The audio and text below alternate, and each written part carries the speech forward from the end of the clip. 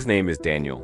He was 26 years old and completely empty inside. To everyone around him, Daniel looked fine. He smiled in photos, showed up to work, even cracked jokes now and then. But the truth? He hadn't felt truly alive in years. Pain had layered itself over his heart. Loss, betrayal, silent battles no one saw. He tried everything to numb it: parties, pills, distractions, fake relationships. But at night, when everything was quiet, the darkness always came back. One evening, after another long, meaningless day, Daniel sat in his apartment staring at the same four walls. Cold, gray, lifeless. And he made a decision. A final one. He left a letter on the table. No dramatic goodbye. Just, I'm tired, sorry. I can't do this anymore. He grabbed his coat and walked out. It was late. The streets were nearly empty. He knew exactly where he was going. There was a bridge not far from his apartment. High, quiet, forgotten by most. When he got there, he climbed up. Hands shaking, breath trembling, heart heavy. He looked down into the darkness below and whispered, God, if you're real, this is your last chance. And that's when it happened. A wind blew, but not just any wind. It was warm, gentle, impossible to explain. And with it came a voice. Not loud, not audible, but deep inside his chest. A whisper that felt like thunder.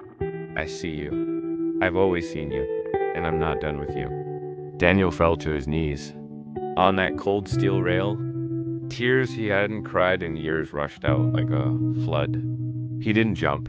He couldn't. Because in that moment, he wasn't alone. He felt it. A presence. A peace. A power that words can't explain. That night, Daniel walked home. Slowly. Quietly. But something inside him had changed.